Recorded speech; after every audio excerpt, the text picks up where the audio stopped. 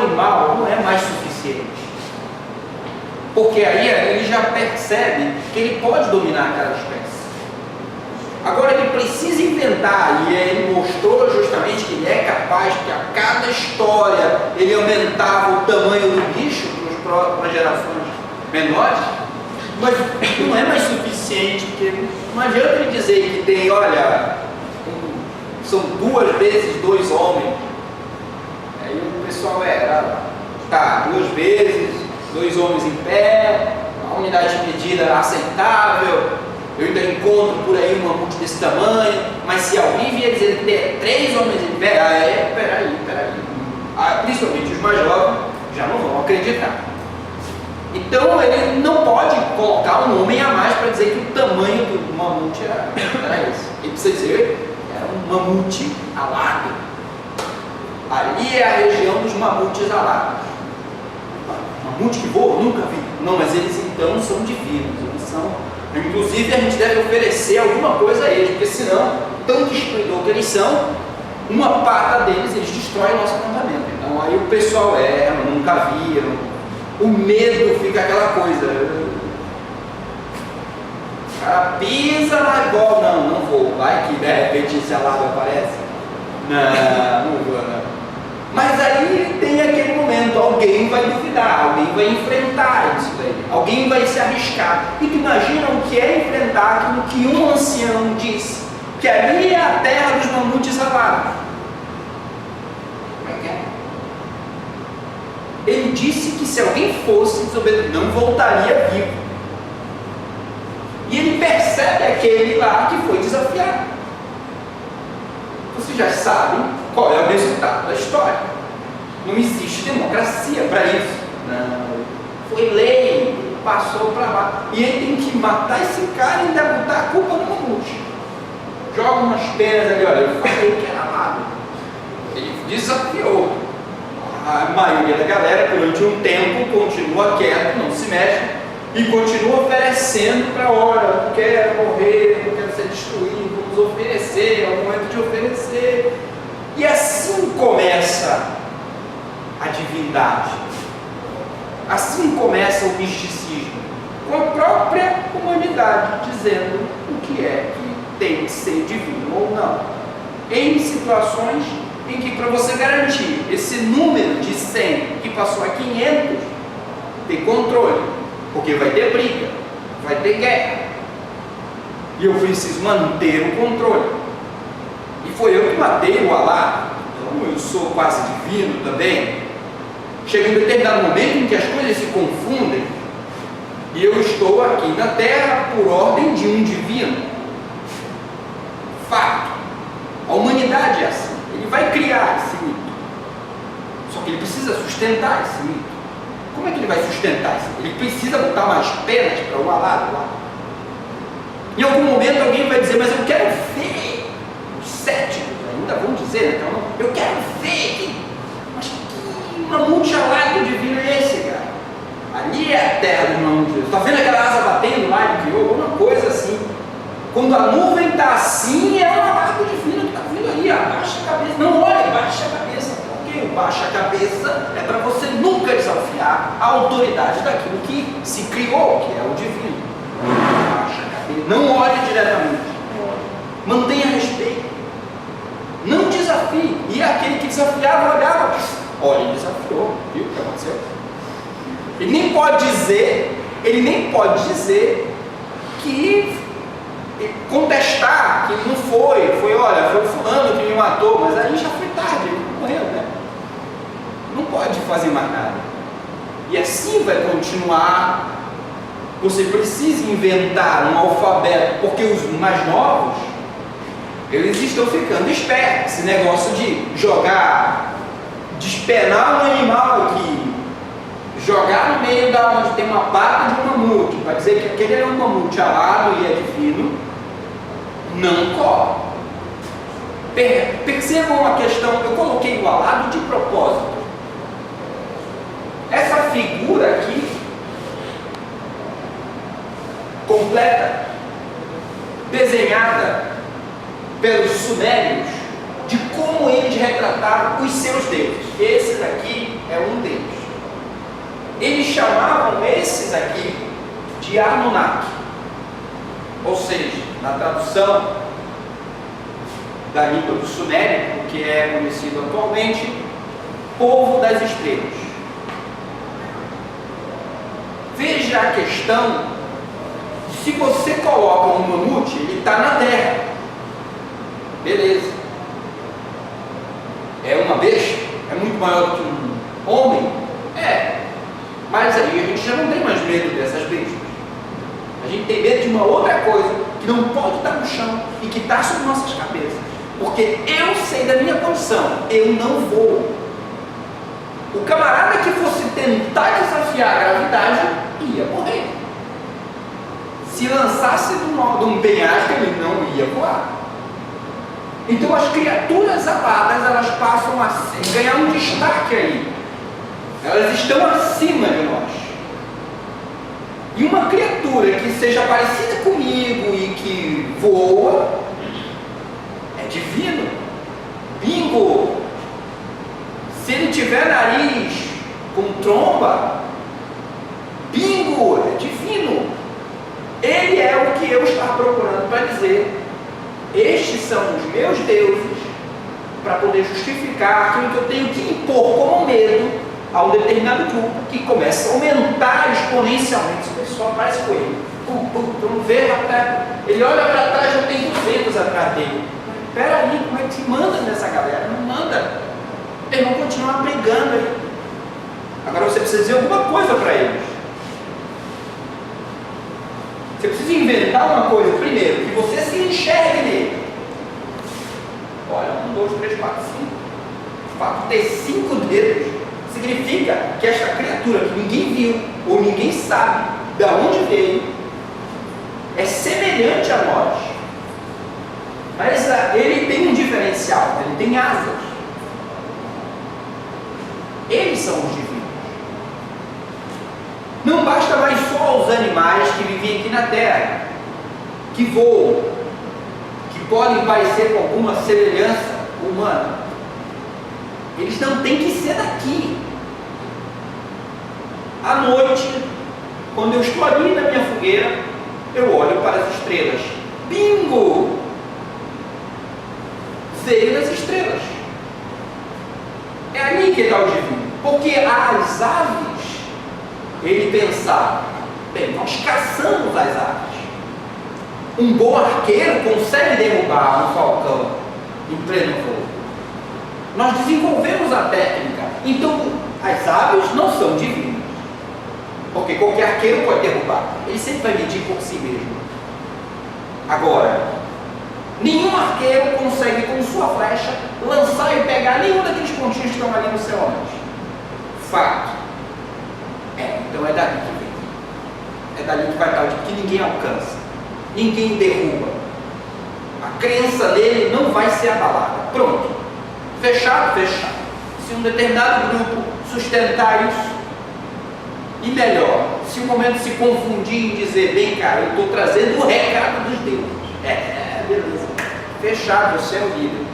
Não precisa, nós não precisa ter que matar ninguém, não. Não precisa mais ter que inventar uma multilado, não precisa. Você é considerado líder porque você foi para lá e aí, beleza. Então o conselho dos anciões empresta para alguma coisa. Ninguém mais deixa ancião para trás, porque são os anciões que vão justamente sustentar esta história. Continua assim, beleza. Como é que a gente vai deixar? Vamos deixar escrito? Mas ninguém entende, então vamos ensinar a lei. Vamos inventar o alfabeto, beleza? A sociedade começa a se organizar. Ninguém precisa mudar, ninguém mais precisa mudar, mas a gente passa a olhar para aquilo que os deuses não têm que dizer. Porque em algum momento alguém vai dizer, mas vem cá, foi os deuses que disseram isso? Foi. Aí eu coloco um outro filme muito interessante, que alguém já deve ter assistido. Os 300, já viu? Isso aí é Matança de Leque. Já devem ter visto na parte do filme em que o camarada, o rei, tem que ir até o oráculo, né? Olha o que ele enfrenta para chegar lá. Uma imensa de uma montanha e o risco de cair. O cara escalou a montanha com a mole. Pó, esse pessoal aí com pó e tal, ficava, né? É no braço. Chegou. está lá uma virgem deitada, um cara que provavelmente pegou uma peste bubônica, vivia pelos esgotos, todo deformado, no oráculo, né? E aí ele passa as mensagens, vê a coisa como é, né? O grupo de anciãos que foi alquebrado por alguma doença, que mantém uma virgem, o pessoal adora a virgem, né? Mantém uma virgem lá. Esse pessoal não fica mais para trás, eles estão isolados, inclusive. Ninguém tem acesso a ele direito, a não ser aquele que, por justamente ter sido considerado o mais forte, é rei. Só o rei sobe a essa montanha. Então ele vai lá, chega e olha, eu estive com o oráculo, com os guardiões do oráculo, sei, e eles me mandaram uma mensagem, porque em algum momento alguém vai dizer, mas vem cá, eu nunca vi esse oráculo. A maioria do povo ali não viu, nunca viu. Eu não conheço esse oráculo, não. Eu tenho para mim que esse povo aí que tu diz que está lá em cima, que é guardião do oráculo, é tudo mentira. Eu fui lá, eu conversei com ele. É nada, isso aí é mentira, rapaz. Não tem nada lá. Te provo. E não é nada divino. Se eu for lá, ainda tiver algum velho, ainda derruba lá de cima. Pô, vai desafiar. Não vai ser suficiente somente aquilo que foi declarado como rei chegar aqui. Eu conversei, eu estou trazendo a mensagem do divino e tal. Divino, é mentiroso. Não vem não com essa história, que eu não acredito. Aí ele chega e diz, eu trago a mensagem do divino e provo. Como tu me provas? Está vendo aquelas estrelas?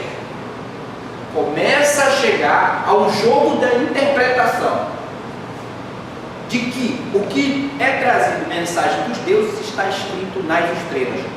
Fechado, você diz como é que o cara tem que ler as estrelas. Realmente, olha.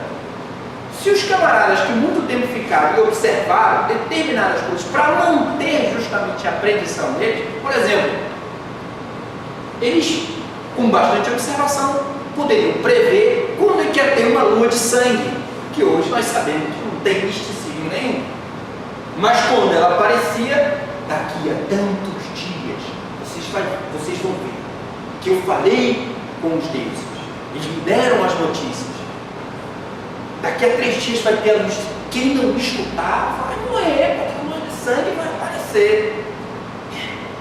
Para de caô, rapaz, tá mentindo pro meu lado, que negócio é esse? Caralho, tá. Bom, segue a tua vida. De repente, a lua começa a mudar. Começa a ficar avermelhada.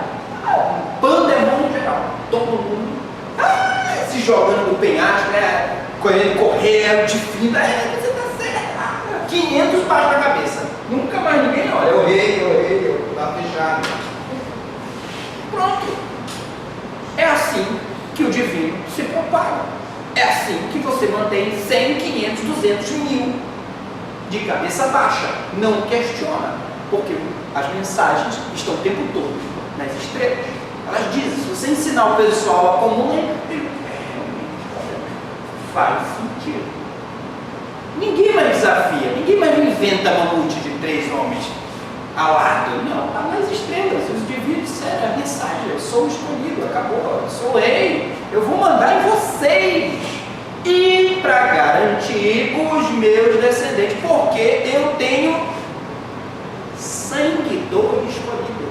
Opa, assim você mantém uma monarquia. Só é daquela galera. A humanidade evolui. Determinadas pessoas se destacam entre a cor, né? Aqueles que justamente ficavam ali na base dessa pirâmide, sendo lambados o tempo todo, são considerados os escravos, não necessariamente negros, mas à medida do trabalho que eles vão tendo ali por muito tempo, gerações e gerações, começam a ficar mais negros. E aqueles que nunca fizeram trabalho nenhum, o tempo todo enclausurados, não pegando um determinado sol, não fazendo modificação, não tendo a sua melanina ali aparecendo, começam a se justificar. Sabe por que ele é o escolhido? Porque ele tem sangue azul. sangue azul, pô. Se eu matar fulano e tal, o sangue sai vermelho. Que negócio é esse de sangue azul? É só você ver uma pessoa muito branca e apertar. As veias vão parecer azul. E não precisa furar o cara para saber que é azul. A gente sabe, se furar vai sair vermelho. Mas para essa crendice, aqueles que você nitidamente os separou e os vê de cor diferente, uns porque nunca pegaram o sol, e outros porque são lambados o tempo todo ali, como justificativa de que eles são os escravos e aqueles ali são as autoridades. As autoridades têm sangue azul, porque a pele é tão branquinha que as veias, quando saltam no corpo, quando mostrar, parece azulado. Uma pessoa muito branca, você vai perceber que as veias são meio azuladas, desponta demais. Pronto, está fechado. Essa galera é a galera especial. Mantenha-se ali, esses são os divinos enviados pelos deuses a manter a monarquia e mandar nos 1000, 10.000 que aqui tem. Enquanto esse pessoal ali, ó, o tempo todo, vocês são descendentes. Você acabou de inventar uma coisa que é a descendência. Aqueles são filhos. Os que estão no poder são os filhos dos escolhidos.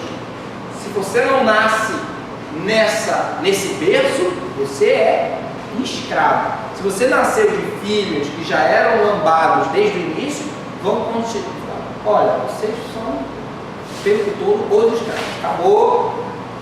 É uma raça. Eles começam a se separar como raças diferentes. Até olham para eles como espécies diferentes.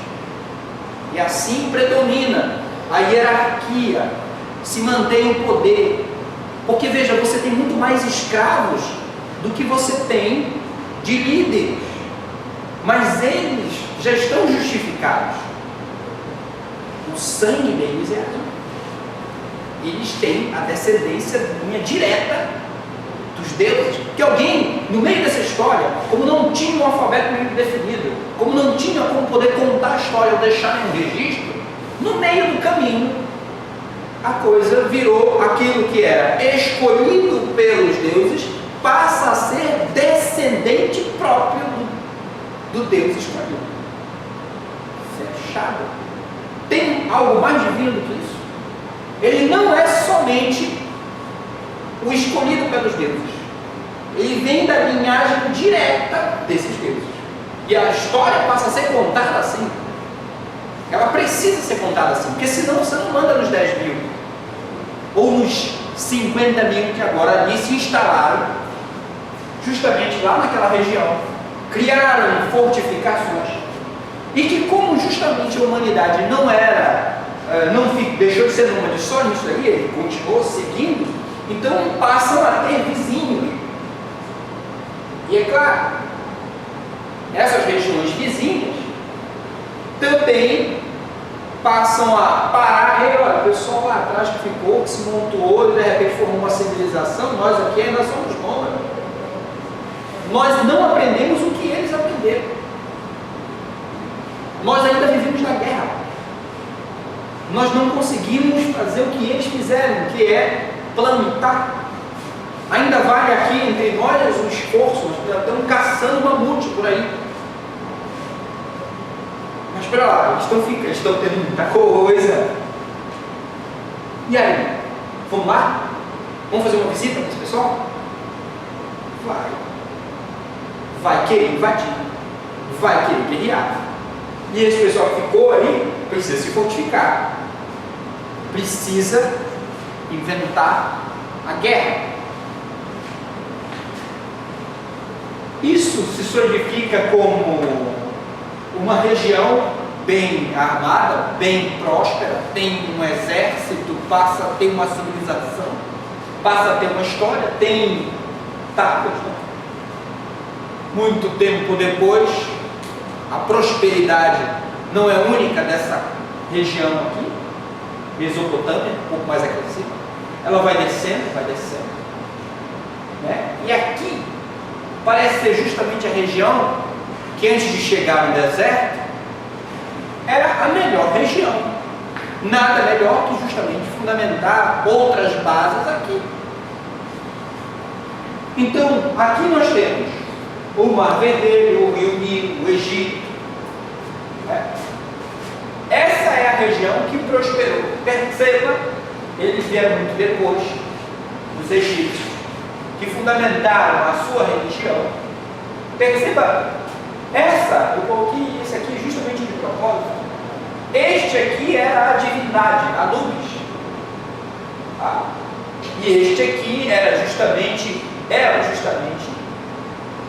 um egípcio. Você exato, uma mulher egípcia.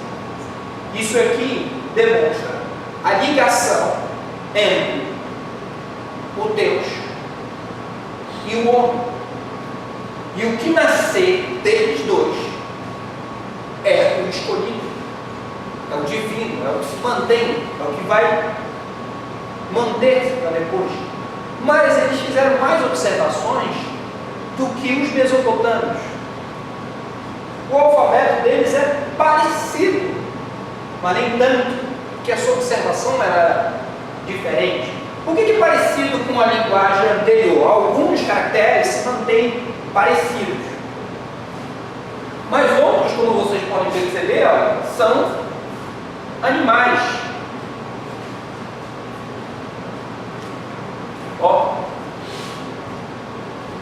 E um pouco desses animais eram justamente aqueles que o povo encontrava nessa região, onde ele parou, e que passaram a observar não somente algo que está nas estrelas, mas algo que também é repassado àqueles que estão do nosso lado. Então eles tinham muito apreço aos animais. Eles percebiam nos animais as divindades das quais ele procurava. Esse aqui, por exemplo, é um deus com bico de ave. As aves para os egípcios têm grande importância, porque uma ave, por ser um ser alado, ele pode passar, ele não tem fronteira, ele leva a mensagem muito longe. Então os alados eram que justamente eram responsáveis por trazer mensagens diretamente dos deuses. Os rastejantes, cobras e serpentes, esse povo adorava, porque justamente ele demonstrava uma rápida resposta. Se fosse agressivo, se fosse ter que atacar, ele rapidamente atacava, respondia. Então ele se identificava. Um egípcio tem que ser rápido, um egípcio tem que ser veloz, um egípcio tem que ser como uma cobra. Em determinados momentos o seu odor tem que ser traiçoeiro. Corujas eles adoravam, porque elas eram observadoras. Leões, nós estamos falando dessa parte do continente africano. Facilmente era encontrado leões nessa região. Não tem tigre aí, porque tigre não é daí. Justamente é de um extremo bem oposto. Só encontrado na Ásia. Então, logicamente, eles não podiam manifestar esses felinos como sendo parte do seu alfabeto. Eles se comunicavam com os animais e basearam nos animais a construção do seu alfabeto. Aí eu só mostrei uma das figuras representadas no cinema hollywoodiano, Elizabeth Taylor, no papel de Cleópatra. É claro, os indícios científicos, Cleópatra provavelmente nem era tão bonita assim.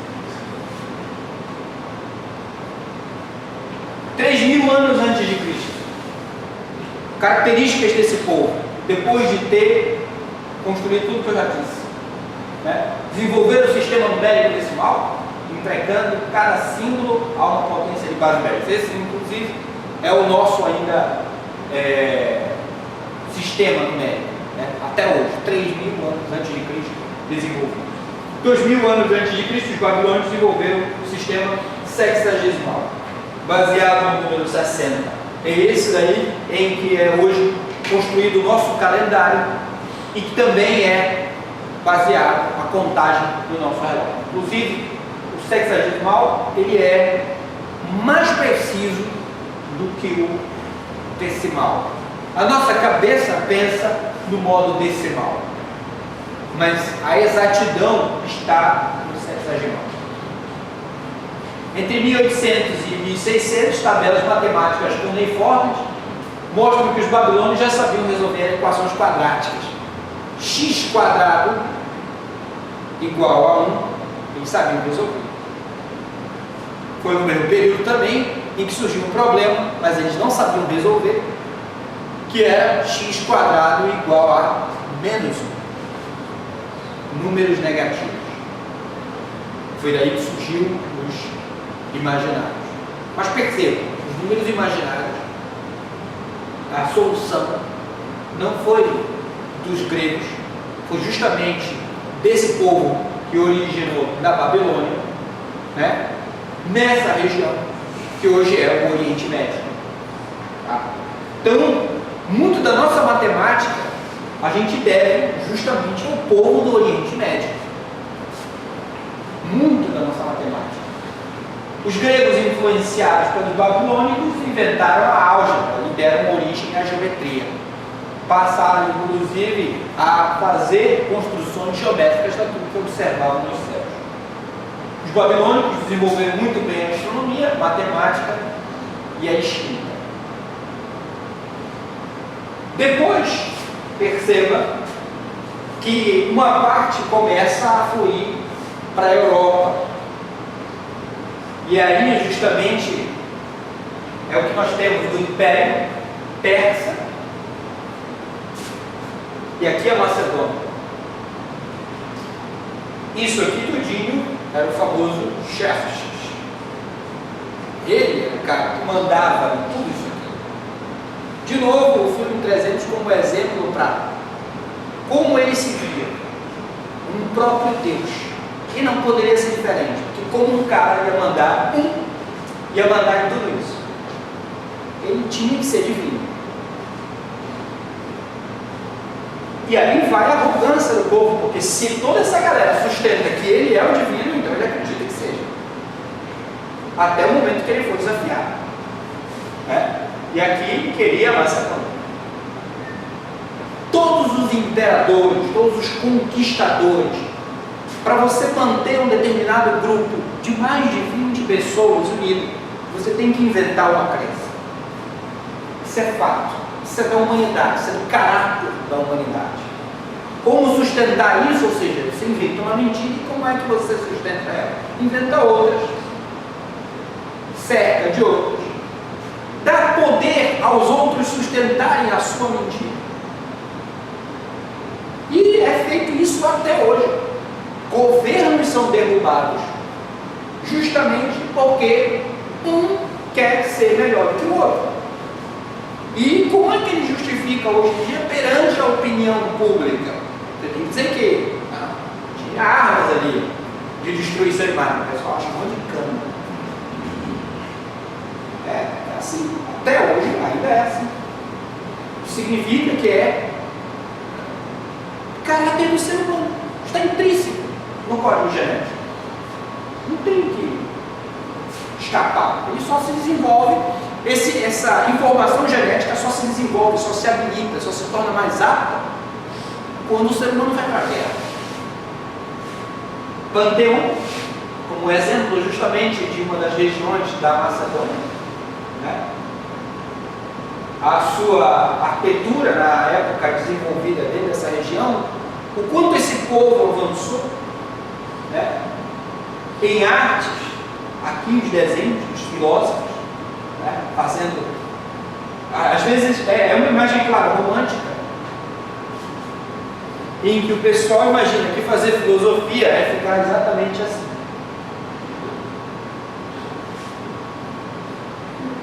Mas era como eles imaginavam os pensadores. Este aqui, que está destruído, é justamente essa representação. Era o local onde todos os estudiosos se reuniam. E o ensino, ele não era algo que tinha que ficar com um determinado indivíduo, ele tinha que ser compartilhado. Antes, o ensino, ele ficava apenas com a exclusividade de um determinado indivíduo. Por quê? Porque ele tinha que, sendo o detentor do conhecimento, dizer àquela massa por que eles tinham que obedecer, porque ele tinha o conhecimento, ele recebeu a informação do divino, ele é o detentor dessa informação, e por ele ser o detentor da informação, e ninguém mais poder, só ele pode ler, porque ele foi escolhido, ele dita as regras, ele diz como é que os outros têm que fazer. Só que, à medida que esse pensamento vai evoluindo, a sociedade vai evoluindo, o tempo vai passando, as sociedades vão discutindo as coisas. Não, peraí, nós temos que ter uma coisa soberana a essa única pessoa que fica ditando regras aí. O ensino, o conhecimento precisa ser difundido. Então, mostra aí essas tábuas, o que tem aí escrito. Não é assim. Você não pode dizer que é só você que lê. Enquanto o pessoal ficar testando, pega isso, esconde e some. Fácil. Ninguém mais acha, ninguém mais contesta. Veja, no momento em que conveniente, né? Perder as coisas. Foi conveniente para ele. Isso daqui é um quadro mais geral para mostrar o que é, digamos, mundo. Isso aqui era o mundo. Fora dessas fronteiras, nada se sabia do que tinha além. Todas as civilizações, do momento em que foram concebidas na Babilônia, como justamente sociedades organizadas, e eu digo, até onde a gente tem conhecimento, que a civilização organizada, ela começou com os sumérios, até onde a gente tem conhecimento. Tudo isso aqui, os nômades saíram da África, atravessaram todo esse continente, a Ásia, no segmento posterior. Só que tudo está para cá, não digamos, aqui tinha um cordilheiro imenso, qualquer civilização que tivesse para cá, e quem resolveu ficar, ninguém sobreviveu para cá. Esqueça esse povo. Esquecer. Porque aqui o camarada só vê montanha. Não tinha como sobreviver. Eles acham. O povo prosperou para cá. Mas os que ficaram criaram essa sociedade. O que estava além disso era bárbaro. Os que conseguiram, olha, perceba, bem aqui, eu acho que é essa aqui. Essa aqui é a linha do Equador. Essa região é tropical. Na linha do Equador é muito quente. Na verdade, toda essa faixa aqui é tropical. Então perceba aonde mais ou menos a civilização está se organizando. Em vez dela crescer, ou todo mundo ir para cá, ou contar a história para cá, o pessoal procurou mais próximo da linha do Equador. E aqui nós temos a Índia. Porque ainda era sempre, essa região ainda é muito próxima daquilo que se conhece aqui. Então natural que venha todo mundo para cá. Só que uma parte vem para cá, e a outra parte vai para o outro lado oposto. Essa parte que foi justamente o lado da Europa, é que hoje eram gregos, Perceba que esse povo aqui já está mais ou menos em decadência. Já, mais ou menos. O Império egípcio estava em declínio, porque justamente não servia mais essa coisa de dizer que aquele camarada era descendente de um divino. Não servia mais isso.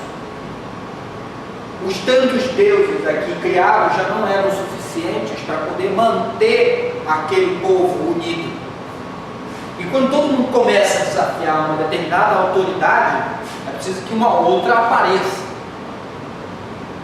E as que logicamente começam a aparecer são as que justamente começam a dizer que tudo aquilo é destino.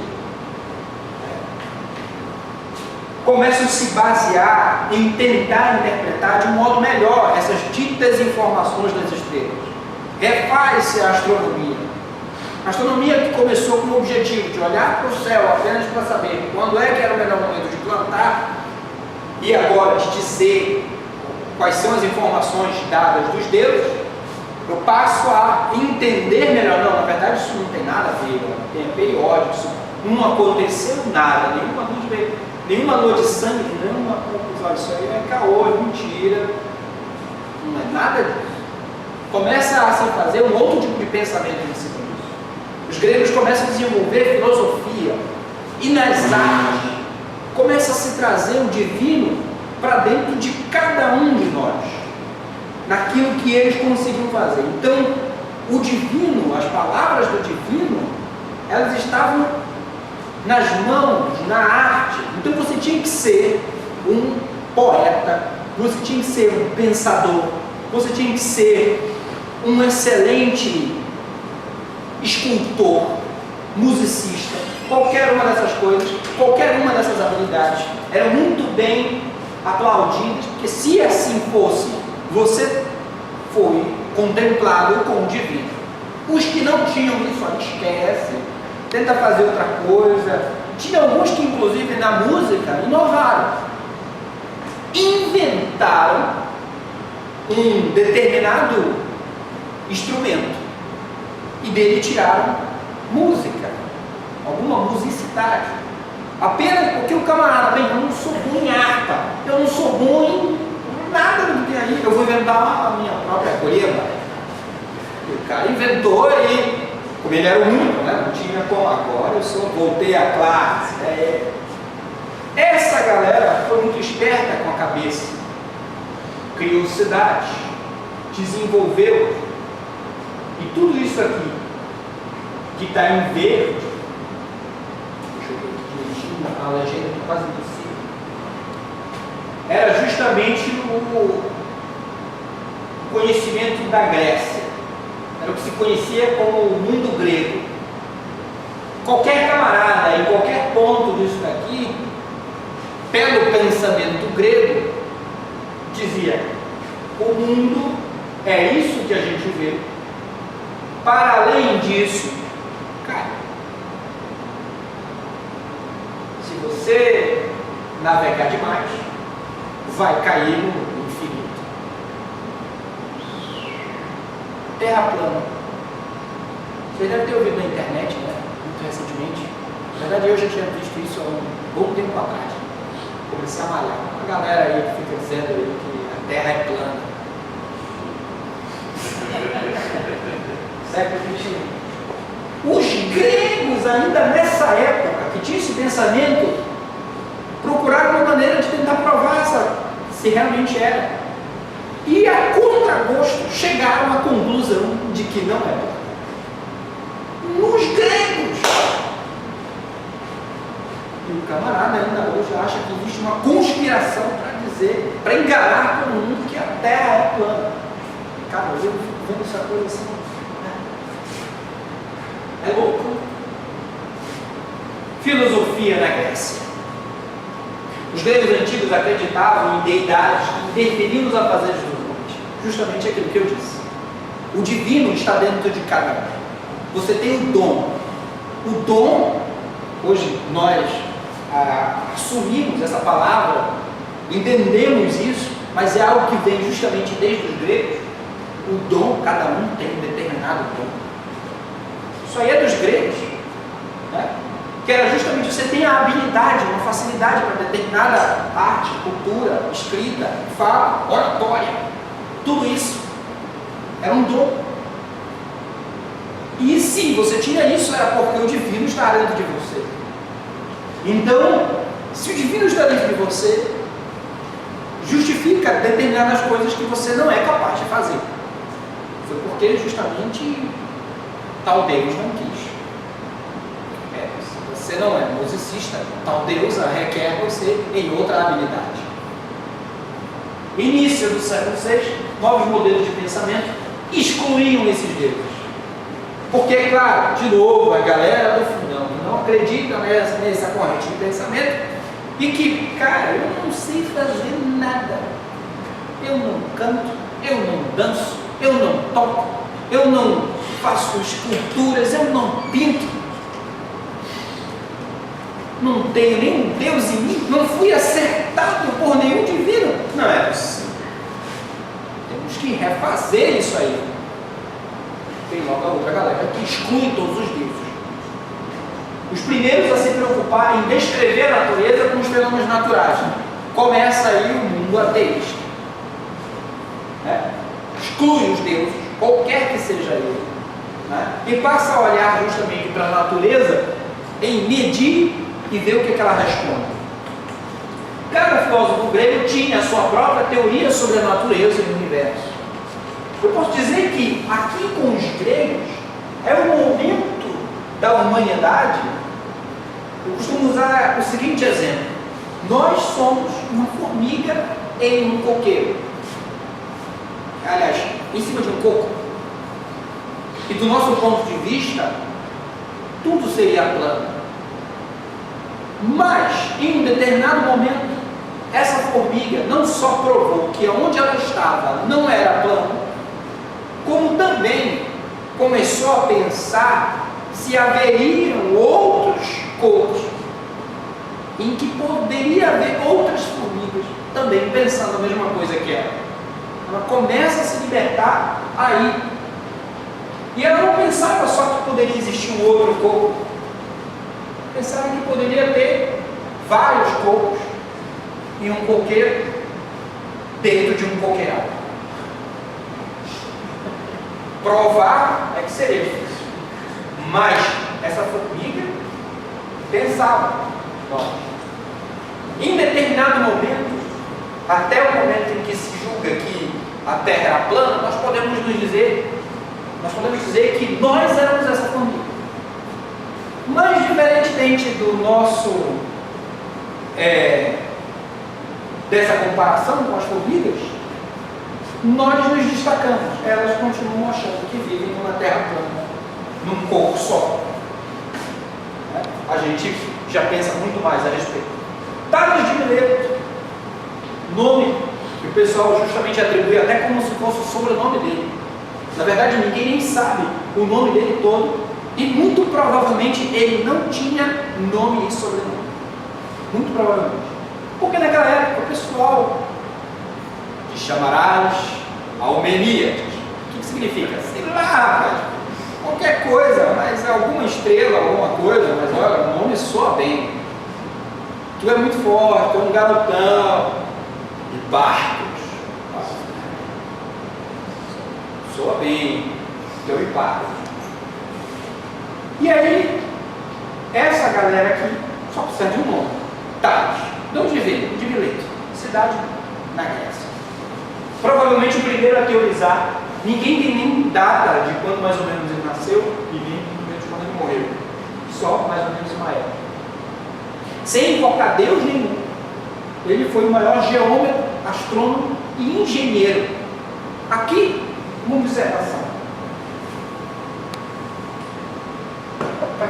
Quem pode me dizer para que isso? Por que um camarada tinha que se especializar somente na engenharia? Vamos dizer, templos? Para quê? Não invoca Deus. Mas tinha uma outra coisa que pode imaginar o que seria. Para que, a quem a engenharia servia numa época dessa? Guerra, justamente. O camarada se faz justamente um engenheiro porque existiam guerras, principalmente engenharia naval nessa época. Filósofos jônicos, outra corrente filosófica que veio justamente com Tales de Mileto, sem invocar deuses para falar da natureza, afirmava que a origem do mundo era na água. Percebam a sutileza que hoje nós sabemos, justamente, provavelmente, a vida se originou nos oceanos. E não é teoria, é provado que sim. Ele lá não tinha essas provas. Ele tinha apenas os pensamentos. Um pensamento como esse, que lançava muito longe do que hoje a gente vinha confirmar. O primeiro a fazer a experiência determinou com precisão a duração de 1 ano, justamente o sistema hexagemal. Substituiu a ideia de Tales por uma substância que chamava de apeiron, substância que deu origem à palavra cosmos. Também era chamado de cosmos. Anaximandro de Mileto, também, mesma cidade. Percebam aí pela data, né, de morte, 46, 47, foram contemporâneos. 2 correntes filosóficas, um determinado gueto, outro e outro, pensavam diferente, geralmente, às vezes, algumas coisas se conflitavam. Mas o fato dessas antagônicas personalidades existirem, significava que a corrente de conhecimento era sempre muito constante, era sempre muito viva. Anaxímenes, também de Mileto. Mileto, né, cidade de Mileto era o local. Sucessor de Anaxímaco, para tudo permanecia o mesmo, através das várias transformações dele, surgiu o que conhecemos hoje como princípio da conservação. Nada é criado do nada. Tá? Então sempre vem de alguma coisa. Você sempre transforma alguma coisa.